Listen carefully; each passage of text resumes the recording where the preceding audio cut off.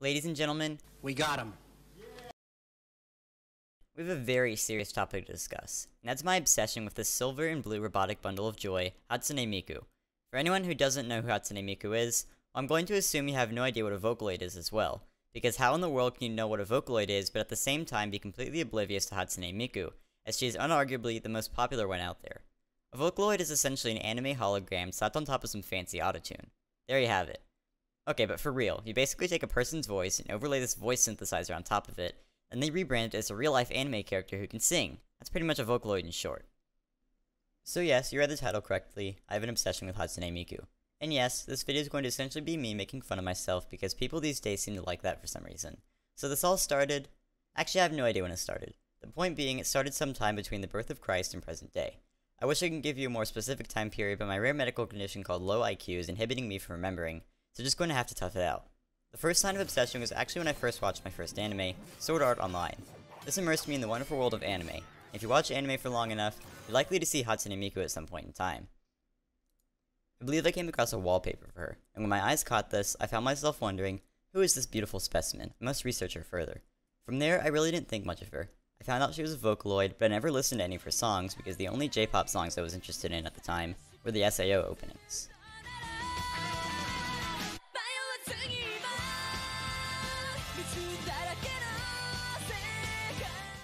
When I purchased this Hatsune Miku figure off of Amazon.com, link in the description for my fellow cultured individuals, this is when everything changed. I probably bought her because it was one of the cheapest anime figures I could find, and I wanted something else to clutter up my already chaotic gaming setup. But after this, I started to open myself up to some of her music, and man, I loved it. I loved it all. I mean, how can you not love this?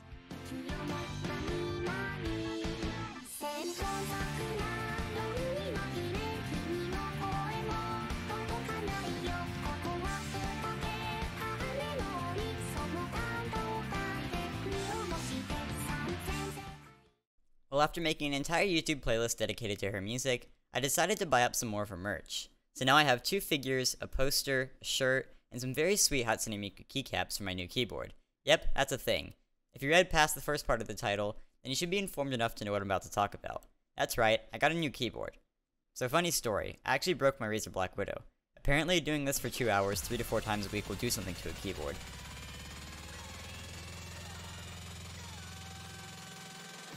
Now, it doesn't register some of the hits when I press more than one key at once. So I hit up my friend and said, "Hey yo dude, what's a good full-size hot swap keyboard with per key RGB lighting?" And he was like, "Oh yeah, I got you brother, just grab the glorious GMMK and you'll be all good."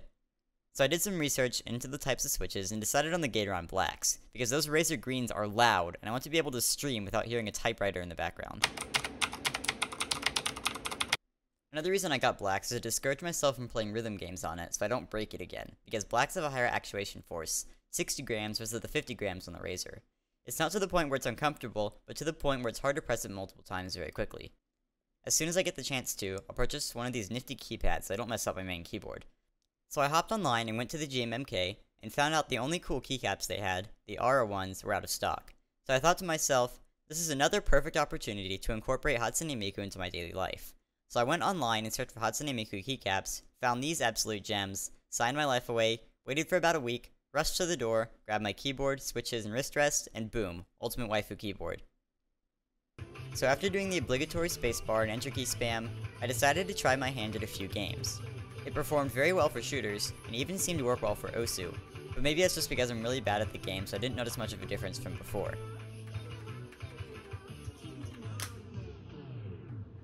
So all in all, good investment? Yes. Even without the keycaps?